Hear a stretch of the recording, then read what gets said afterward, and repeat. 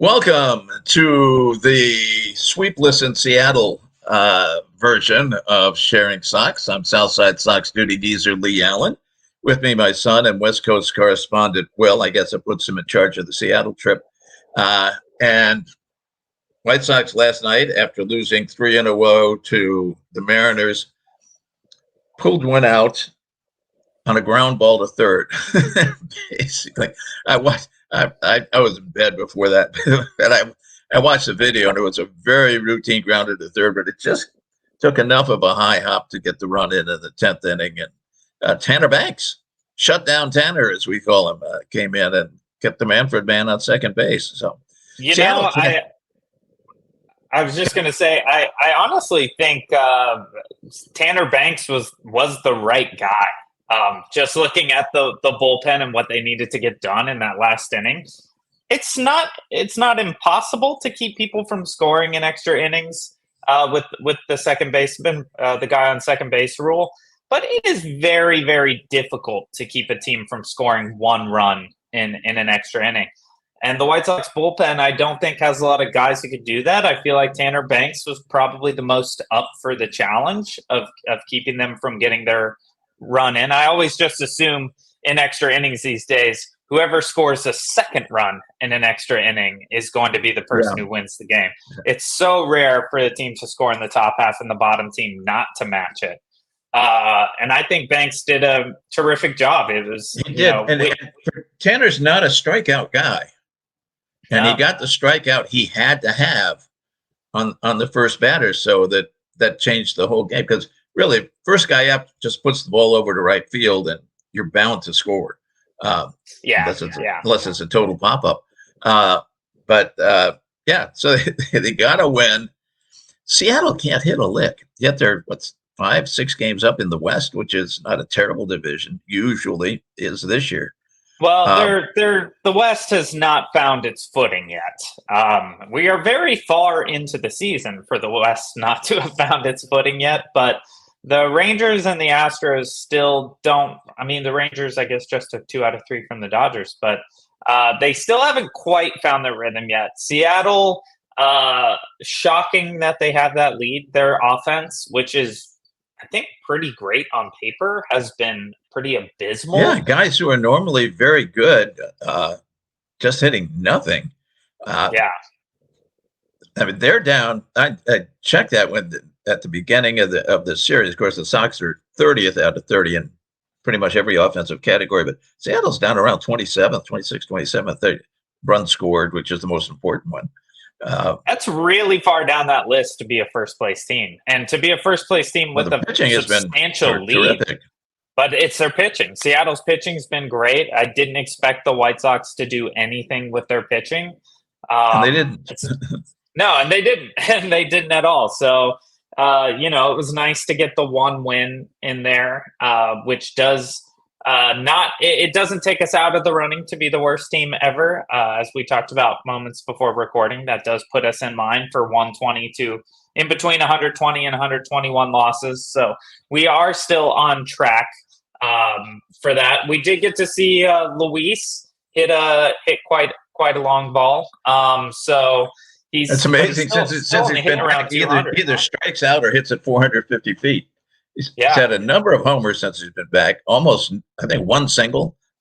Otherwise, I think Luis. I mean, because we have to get to what's going to happen in the future. I think Luis and Garrett Crochet are putting on a really, really good show to increase what the Sox get for them at the trading deadline. Yeah, we need Luis actually to do even better. He's putting up some power, but he's not even a 3 true outcome guy right now. He's a 2 true outcome guy, and the 2 outcomes, as you said, are striking out, looking really bad, or hitting the ball to the moon. Obviously, hitting the ball to the moon is very appealing to a lot of teams. If he can get a little more rhythm, keep hitting the ball out of the park, it could start looking really, really good about what you might be able to get for him next month. Crochet is, of course, also run and catch a ball off the moon. which Yeah. that's unusual for a power hitter. Yeah. I mean, elite defense when he's healthy and when he's up for it. Crochet, who is, I think at this point, guaranteed to be the only White Sox All-Star. I don't think Fetty will make the cut because it's only going to be one, and I think it'll probably be Crochet.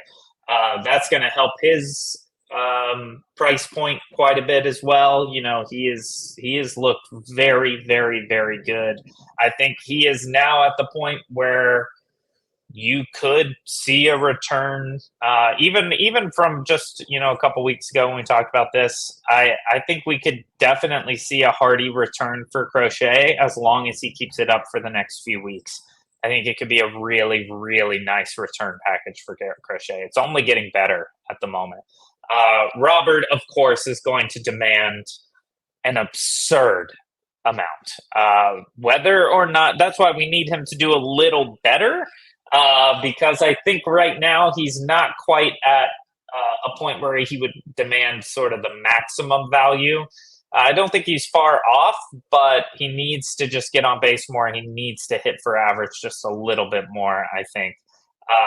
Keep hitting the ball out of the park, and then you'll start to see. Because if he can really catch fire as we approach the deadline, I think the White Sox are in a position where you have to trade him.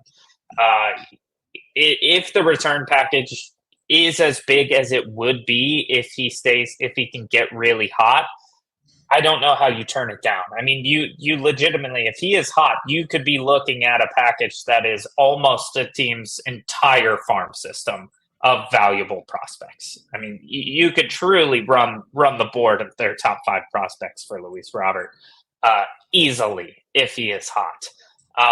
If he's not scorching, I think you hold on to him. I think if he kind of stays where he is right now, I think you hold on to him, because I don't know that you're going to get a ridiculous amount for him right now with the way he's producing right now. But if he does uptick, I mean, I don't know how you hold on to him. I don't know how you keep him.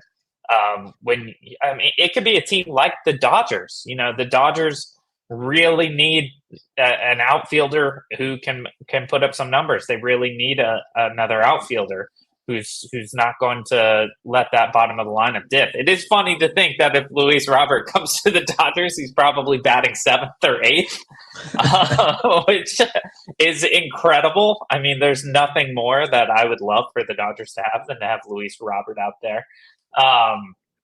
But the Dodgers have an insane farm system, and you could clean it out for Luis Robert if he does trend a little more upward over these next few weeks. And again, huge things for Crochet. We look at things that are going. Fetty will do well. Fetty's got another year of control, so he will do very well. He's pitching very well. Speaking of pitching very well, I'm going to go off the trade thing for a minute. The 2 rookies who pitched in Seattle, and yes, Seattle's a very bad hitting team, besides, even though they have Rodriguez and Haniger and whatnot. For some reason, none of those guys are hitting. I thought Drew Thorpe looked very good, looked just fine. But the guy who really looked good, Jonathan Cannon, I watched that game. And I watched his whole entire – I don't watch much West Coast because it's just so late. But his ball was moving all over the damn place. I mean, every pitch that he threw, whether it was a fastball or a cutter or whatever, change of whatever, they were really moving. If he can keep that up for that kind of movement, he's going to be good, very solid. Yeah, I'm in total agreement that I thought both of those appearances were very positive for the future. I really like both guys. They both kind of have, watching Thorpe, kind of interesting. Thorpe is a tough looking dude. He is just a guy I just don't think you'd want to mess with. He's got a very old school. He's almost a junk baller. I know, but he's got that look to him of like I was just watching last night. I realized I had never watched the full final inning. I'd never watched the full final inning leading up to the Kirk Gibson home run off of Eckersley. And you're watching these guys. Gibson, of course, hobbling up to the plate, but he's balding. He's got 2 knees that aren't functioning. Then you've got on the mound Dennis Eckersley is one of the greatest pitchers of all time, in my opinion, in a lot of people's opinion. He's one of the best relievers, at least, of all time, and was also actually a very good starter. And you got these two guys who just not only do they look like everything 1988 had to offer to the world, but they just it just gives you that sort of nostalgia for this was just guys out there playing ball. You got one guy, Eckersley's kind of the pretty one, but still tough. You got Gibson comes up. He kind of looks like just a bag of beef and bones at this point. He can barely stand up. And if you haven't gone back and watched that entire inning, it's one of the most magical moments in the history of the game. Well, of course, I watched it live. Exactly. Vin Scully calling that moment is one of the best sports calls you'll ever hear in your life. The famous in a season that I'm paraphrasing here, an improbable season. You've just seen the impossible happen. Great line from Vin Scully. This is a long way of saying Drew Thorpe kind of gives me the vibe of a guy who would have looked great in that game. He's kind of got this old, like, I'm muscly, I don't know how good I'm going to be, but maybe I'm going to be really good. Maybe I'm just going to be okay. But either way, I'm going to be a little scary to face out there. And I really like that watching him. I think he's a really interesting guy. It was a good first appearance, or a good appearance by him. And I think there's a lot to look forward to with some of these young pitching prospects. Exactly, which brings me to what I really want to get into in my proposal for the rest of this year and next year. But probably, maybe if we take the break first and then come back and have more time to go on it. I think that's a good idea because it seems like it's going to be more than just a couple minute thing. So yeah, let's go ahead. We're going to just take our break a little early today, and then we'll come back with a loaded second half. So stay tuned, and we will be right back on Sharing Socks. All right, welcome back to Sharing Socks. It seems like the geezer's got a little bit of a bomb to drop here, so let's get into it. Okay, as I point out in the column I wrote for this week, this is fantasy. Okay, it can't happen because you know who is still alive. It wouldn't happen most of any other place, but it certainly can't happen until Reinsdorf, as I said, goes to the great tax shelter in the sky. But my thought is clear it out. Clear the whole thing out, except for guys you got under control for at least 4 more years from now. So 3 more years after next year, preferably more than that. Everybody goes, they're not going to re-sign Moncada. They're not going to take the option on Eloy. Preferably, would you love to have Luis and Garrett around? Yeah, but they don't meet my criteria of being around long enough. So we get everything we can for that. The other oldsters mostly are on 1-year contracts. Benintendi, you just DFA them. And you say, Jerry, $30 million. Yeah, because the rest of the payroll, what I'm proposing, is so small that you'd about have to make that payment to do the minimum that you have to do by the union agreement. Benintendi's gone. Luis is gone. Crochet is gone. The other pitchers are all gone. They're either 1 or 2 years. Fetty will be gone. Tommy Pham's on 1 year. Everybody next year will be a rookie or a second-year guy. And I think to give credit to Chris Getz, picking up Corey Jolks was really good. That's paid off big time. And Jolks is only in his second year, so there's 5 years of control coming in there. So what you do is you keep the guys who are rookies who either played, and to see in my list here, of the pitchers, you got Cannon, you got Destremi, and you got now Thorpe, or ones who have already pushed. In Birmingham, there are a ton of good pitchers. Yes, it's Double-A, but 2 of them just came directly up to the majors and did fine. Bush, Mason Adams, doing very well. Uriarte not doing that well, but could. He's got the prospect for it. And Noah Schultz, who everybody has on one of the top prospects in all of baseball.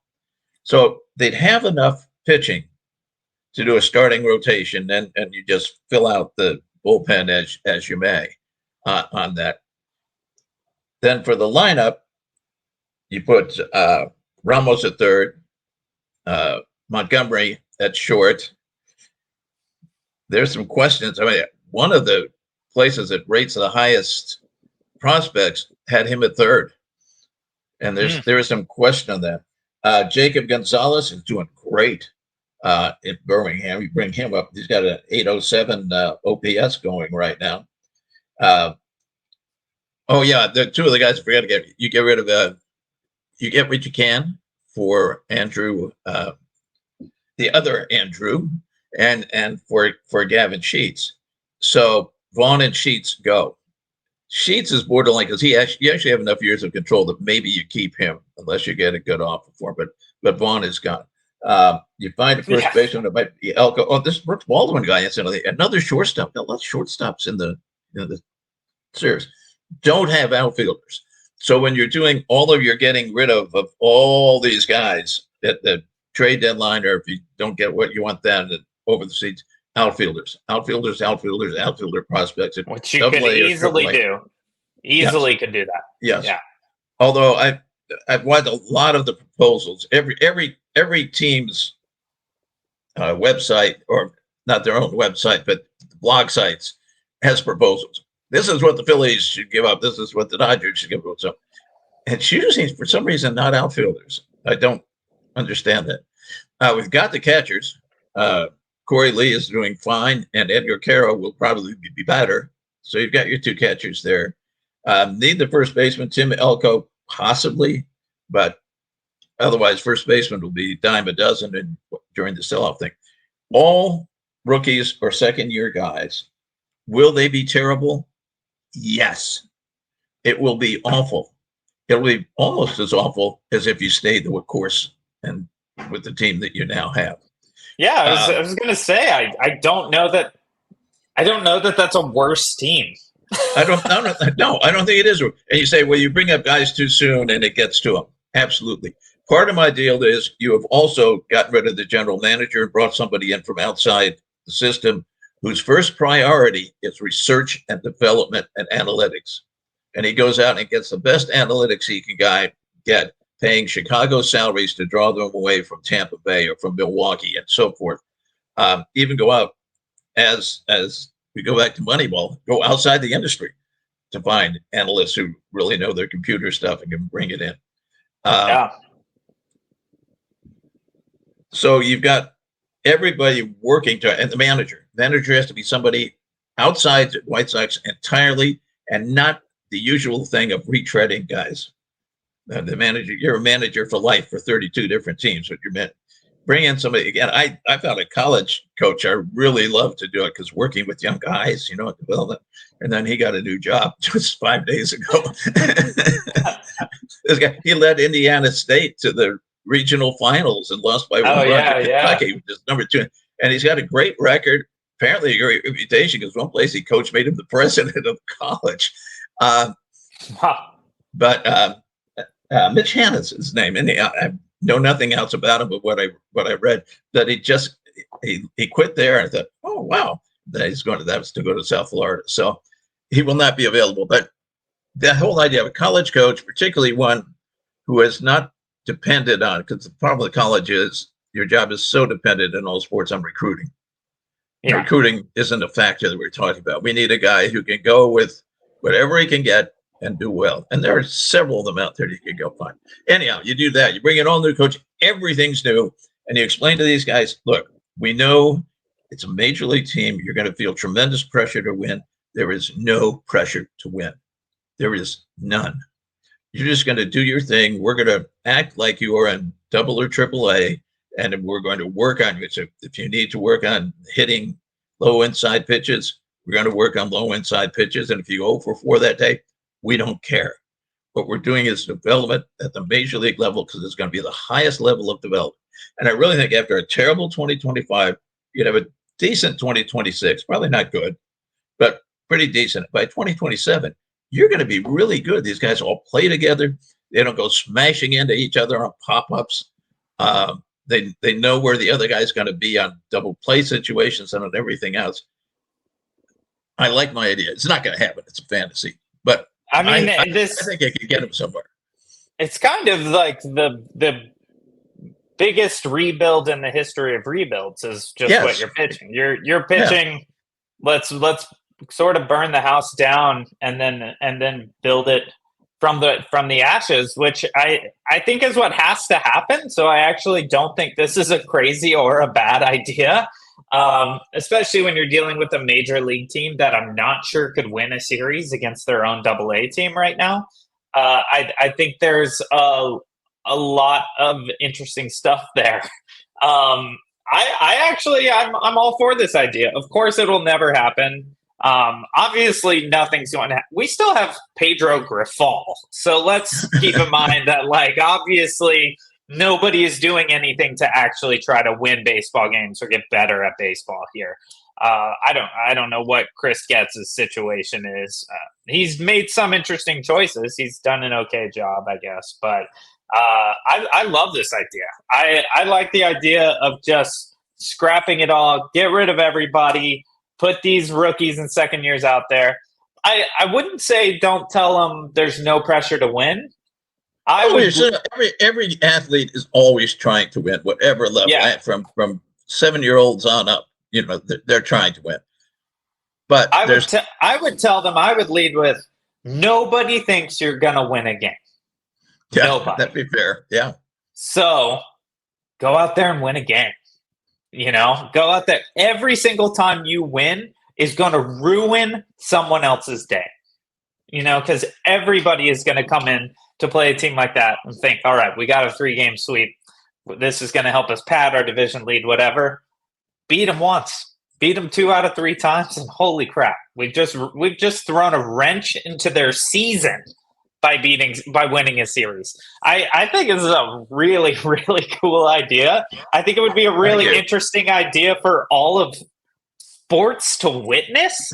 Like if the White Sox were, as you were saying, very upfront about it, just saying, look, we tried to do it the old way. We failed miserably. And I think you can sell it. I think they would sell more tickets saying we're going back to all rookies, because and what I put in the column is stuff like, I saw them win, that kind of thing. And that's a thing. I mean, you've been in theater and movies, and I've judged theater, but you like to have said, hey, I saw that guy when he was just playing a small part at a small non-equity theater in Chicago, and here he's a star. There's also something cool about, supporting that team and, kind of seeing if you can get to 60 wins kind of thing, like if they're up front saying, look, these guys are all 20, they're all 21, they're going to be playing against Shohei Ohtani. Let's see if we can win some baseball games. Let's see if we can, our focus is going to be getting these guys to be really, really good in 3 years. But let's see if we can beat some of these legends now. And I think they would, which is what's cool. I think if you put a group of guys like that together that are all young. You have to have the manager who keeps them loose. 100%. Have to be loose. Because a lot of times when you're loose, the other guys get uptight. Which is why I like your idea of it being a college manager who comes in, a guy whose sole purpose is player development, I call it educational sports. I like to think that everyone's there to learn how to be better at baseball. But there is truth to that. So bring in a guy like that whose whole job is make these guys a little better at baseball and make sure they don't get expelled. Make sure they don't get suspended. Make sure they go to class. That's the kind of guy you would need. A guy who's really, really good at that is the kind of guy you would need for something like this. And I don't know. I think there's a world where you do this and you have the right leadership. And of course, Ryan Storff has to be completely out of the picture for this. He would have to be even if Ryan Storff said, I'm on board with it, go ahead and do it. Can't trust it. He's just a poison to everything. He would have to just be completely out of the picture for any of this to possibly work. But if he was completely out of the picture and anyone named Reinsdorf was completely out of the picture, then I think there's a world where this becomes the most fun bad team in history versus what we're watching right now, which is it's a slog to even really watch them play, just because it's designed to be kind of boring and awful. There's no aspect of this year's team that's designed to be fun for us to watch, from the booth all the way to the field. That's another replacement, incidentally. And one thing I wrote was, I'm sorry, Steve, but we're going to change the whole TV booth. Sorry to see you go. It's Steve. Steve's my age. He can retire. He's doing it. Yeah. I said, I hate to lose you. I really love what you do in the booth, but to get rid of this other jerk, you got to go. Yeah, well, Steve, we'll bring you in. We'll bring you in as the third guy in the booth once every few weeks to drop in and say hi. You'll have fun. You can smoke a cigar the whole time. Doesn't matter. Everything needs to change. I'm of course willing to keep the ushers, the hot dog vendors. I think those people should be allowed to be a part of this. And whoever I will give, and I clear out the front office too, the whole marketing department especially, but clear out the whole everybody. front office.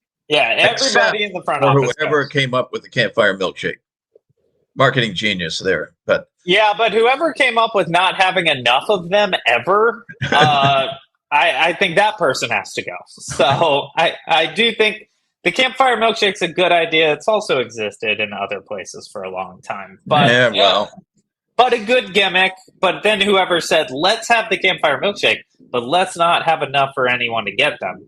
That person needs to go because that feels like old White Sox. We're talking about the new White Sox. I love this idea. I think it would make me really rally behind the team in a way that it feels impossible to do right now and feels like it's going to be impossible to do for the foreseeable future. I think it would be really fun. I think every win would feel like you climbed Everest in some ways. And the other thing is, you might be good. You don't know. I mean, you get a bunch of really, really great prospects through this process. You might be able to put, 6 of the best 21-year-olds in the game out on the field. You never know what could happen on any given day when you're there's nothing they will be a better team that way than they would if we just plow ahead the way we're going. And another thing it does, again, Reinsdorf would have to be gone, but the payroll will be so low because everybody's on league minimum or just above it for their second or third year as you go. So payroll is minuscule. You can then actually go out and get a long-term contract with a superstar. Yeah. And you're still easily on a low budget for that matter, but you're not breaking your rule of having to have them for at least the next 4 years. Now, I wouldn't do it in this first year because they got a whole kind of gel and whatever. Yeah. When you get to 26 or 27, now you bring in your superstar to just make that one big difference. And at that point, the superstar will come. Right now, if I was a superstar, I'm not coming to Chicago. I mean, no. If you pay me $500 million and my best other offer is $300, yes, I'm coming to Chicago, but not $320 to $300. Absolutely not. I don't know that. I don't even think $400 to $300 is going to do it. I truly don't right now. That if you are the kind of baseball player who's going to make $300 million, then your endorsements are going to cover the other $100 million that you're passing on to not play for the White Sox. So I definitely. I think you're right. Now, that concept of next year we're going all kids, and then the year after that we're bringing in one dad. This is such a fun premise for baseball. Obviously, this person's not available, but the idea of come to White Sox next year, 2025, it's all kids. Most of them can't drink legally. That's our team. And then, but wait for 2026 when it's going to be Shohei and the boys. Yeah. And you have Shohei Ohtani and 25 21-year-olds. I mean, if that isn't the most fun thing to watch in the history of baseball, you've got the guy that all the 21-year-olds are going to want to impress, who is the most respectful guy in the game. So they're going to keep their attitudes straight because he's got no time for jerks. That would be the most fun experiment in the history of professional sports, to bring in the best player in the game and 25, 21-year-olds. I mean, there's a chance I would move back to Chicago to get season tickets to watch that. Like, I think even you would be decked out in the jerseys of, I think we'd have 14 of their jerseys. We don't even know who these guys are yet. I don't buy a single ticket now because of Reinsdorf. But if Reinsdorf were completely out of the picture, I'd be happy to buy season tickets anytime. Yeah. And all you do is as you said, your roster is tiny. Your payroll is tiny. I mean, so then you offer Shohei $1.1 billion. You say, here's the deal, Shohei. You're giving us 10 years, $1.1 billion, and you're going to play with all these kids. That would just be the most fun thing to watch, especially, can you imagine if one of the kids had a higher batting average and there's a guy on the team making $1 billion and a guy on the team who's making 700,000 is out hitting him? I mean, this is like a soap opera. There's so many juicy threads. Then you've got this college manager that nobody in the majors thought would be any good, and all of a sudden he's got the most exciting experiment in the history of sports. Then you build there's money to be made here. Build a reality show around the entire thing. This process. You got Hard Knocks for football on HBO. If you announce that you are doing this grand experiment at the major league level, guarantee you HBO says we want to follow the entire thing. Yeah. You got a TV show brewing in this. And obviously Shohei is a non-existent, but there would be at any given year, there's going to be a superstar on the market. Yeah. And you go out, one of the things you do, I didn't put this in my column, but it should be there. You want decent people. You don't get the Clevengers. You don't get the fans. You want anybody who's not one of the kids has got to be a decent person and a good leader. That's not hard to find. Most baseball players are decent people. And be happy to work with the kids. Be really happy to help them out. So anyway, it's not going to happen. It's a fantasy, but I've got this really detailed fantasy now. Yeah. I mean, most of today's episode is just a fantasy hypothetical, but I think that's fun to explore in a season where your team has 18 wins and it's June 14th. I think we might as well be exploring some fun hypotheticals here. So moving forward, let's just we are running low on time here, but I just want to look at what we have coming up here. Incidentally, I just pulled up. You got me intrigued to check in on the Birmingham Barons again, and my goodness, they are a very good team. They're really good. Very good team. 38-22. Holy cow, that's very good. Okay, so the White Sox are going to be at Arizona. Arizona seems to be a team that's either going to put up 1 run against you or 19 runs against you, and you have no idea what it's going to be till it happens. They are looking a little better, but there is some opportunities to win here, especially tomorrow with Fetty on the mound. And it'll be interesting. Montgomery has not looked amazing, so Thorpe versus Montgomery on Sunday is also kind of an interesting matchup there. Then they're going to host Houston for 3. Houston also looking better. They started, of course, shockingly bad. But then they have been looking a little better. We're going to see Cannon in that series. We're going to see Crochet in that series. So there's some interesting possibilities there. And we're going to go. Who's been? Yes, they're Jose. Who's been absolutely miserable all season. He's starting to hit a little now. Not much, but he's starting to hit a little. And I'm sure he will get a standing ovation the first time he comes to bat. Yes, he definitely will. There's if the White Sox fans decide to boo Jose Abreu, not going to happen. Not going to happen. It's not going to happen. It's not going to. I've not heard a single. Even when he went to the supervillain of baseball, I haven't heard a single person, talk badly about him doing that. It was the right choice for him at that time. Then we're going to go to Detroit, and then they're going to host the Dodgers, and then a one-off with the Braves. So not a lot of easy baseball coming up in this next week and a half. Not a lot of easy baseball at all. I looked at that, the sites that do strength of schedule stuff. There are a couple of those.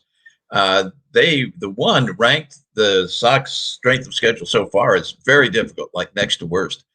They rank it. Now, part of it is you're not playing yourself when you're that bad. Automatically, the teams you're playing have better records. But they rank them about in the middle for the rest of the season. So it's not going to be soft no matter what. And the question is, if they maintain this current pace, I don't think they're going to lose more than 120. I don't want to hold myself to it. I think they will. I think they'll set the team record. The team record's 108. I think they'll blow by that. Oh, they're cruising past that. I mean, they're going to be close to that by the All-Star break. And the 120 can come depending on who goes. If Robert goes and Crochet goes at the deadline, that's the thing. 120's in range. Yeah, the schedule's not quite as hard for the second half, but if you're getting rid of Crochet, Betty, and Robert, then I think you're kind of guaranteed to get to 120. I do think that if they unload all three of them, it's a lock. And then we'll get a really great draft pick, right? No! We will not. The one thing they do get, and this could pay off at some point, it no longer, because for a major market team and all that kind of stuff, you get the number one draft pick for being where best they can do is 10th, right? Next year. But you're still first on the waiver wire. I don't think that changed. I think you're still first on the waiver wire. Yeah, and the two leagues are combined now, so you don't have to. Somebody doesn't have to go through the entire National League before it gets to you. So they'll have the first choice on anything that comes off the waiver wire for the rest of, I don't know, now till spring, I suppose. And that's not the best players in the world, but sometimes sometimes it happens. It's somebody you need. It's a position you need, and totally. That's a good place to pick up your as of right now, we kind of need, almost every position. So it's a good place to be for sure. That is all the time we have for today. Do you have any final thoughts before we sign off here? No, I'm done. I got my fantasy out there. I'm happy. It was good. It was very, very, very good. Very fun thought to entertain. And, I'm sure everybody in the White Sox organization listens to this, and the wheels might start turning a little bit. They're probably all sending out their resumes. Probably. Oh my goodness. Well, this is breaking news for us on our podcast, which won't be breaking news by the time people hear this podcast. Jose Abreu was released by the Houston Astros right now. Holy cow. Well, he's hitting 125 or something.